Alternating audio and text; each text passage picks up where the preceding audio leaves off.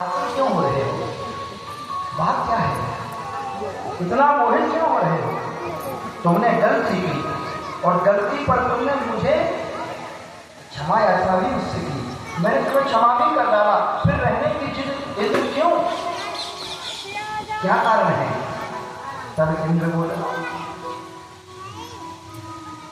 इंद्र क्या बोला? इसीलिए जब हम सन्मुख आपके रहेंगे ना, तो हम कभी अब जीवन में दोबारा गलती तो नहीं करेंगे। कैसे? याद आएगी उनको कभी ना कभी।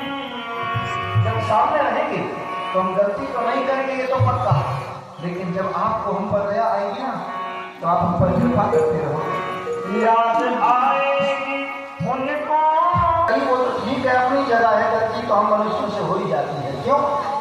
मनुष्य गलती का पुतला है जो अक्सर हो ही जाती है। क्यों?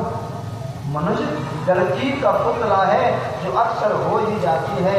अगर गलती मिलाती है तो राहें भी दिखाती है। अरे भैया, बात गलती की नहीं है ना,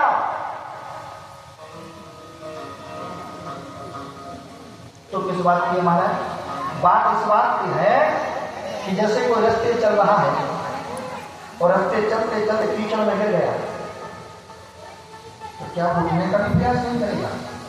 उठेगा ना, उठ करके अपने को झाड़ करेगा ना, फिर चलेगा। लेकिन हम तो वो भी नहीं कर रहे। सन्यासी हैं, गलती करने के बाद भगवान को ही इल्जाम लगाते हैं।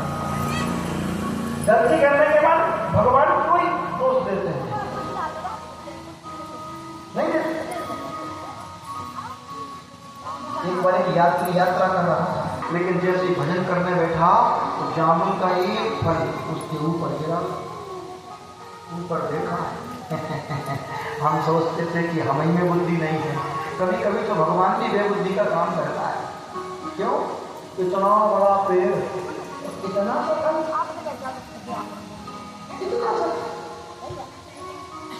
और बताओ,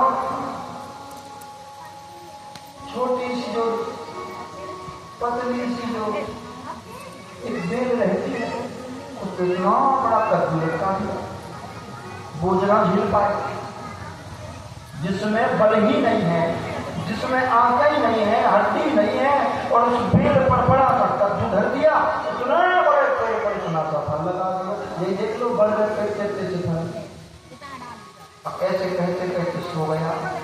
अब दोबारा फिर जामुन का एक फल गिरा। जैसे ही फल गिरा, उसको बुद्धि ठिकाने आ गई। बोले भगवान भी करता है, अगर इस जामुन की जगह वही कद्दू लटका देता तो वो गिरता तो क्या होता?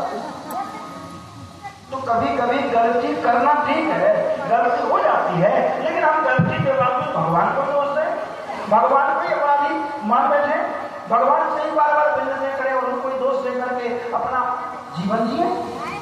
इंद्र ने जो किया वो हम सब का धर्म है। गलती हो जाए कोई बात नहीं, हमसे होती रहती है, परंतु गलती करने के बाद, नीचे गिरने के बाद उठना भी तो हमको है। गलती तुम करोगे तो माफी भी तो तुम ही मांगोगे, ये कौन करेगा? इंद्र ने पढ़े पढ़े जब माफी मांगी, क्षमा याचना, जब भगवान ने माफ कर दिया, कहा ठीक है इंद्र, अगर तुम्हारी इच्छा है तो तुम ब्रज में वास करना चाहो। परीक्षित जी बोले गुरु जी, गलती तो ब्रह्मा जी ने भी की थी, बछड़ों को चुरा लिया था, पर उनसे तो बोले नहीं भगवान कुछ भी, और इनसे बोली पड़ी। क्यों ऐसा भेदभाव क्यों? बोले तुम नहीं समझ रहे हो, भेदभाव भगवान करते ही कहाँ है? गलती में फर्क नहीं। ब्रह्मा जी ने प्राणों से प्यारे ब्रजवासियों को, गौओं को इनके हृदय से अलग कर दिया था, इनके नेत्रों से दूर कर दिया था। भाई परीक्षित जी इतना सोचो ना। और इंद्र ने बरसात रूपी जल को वर्षा करके, मेघों को वर्षा करके, जितने भी दूर दूर फिर रहे थे ना लोग, सब भगवान के पास में खड़े हो गए। तो एक ने गलती की भगवान को हटाने की, और एक ने गलती की भगवान से मिलाने की। तो जो भगवान से मिलाता है, भगवान तो उसी को देखेंगे ना। भगवान से दूर करने वाले तो भगवान के बैरी हुए ना। क्यों जी?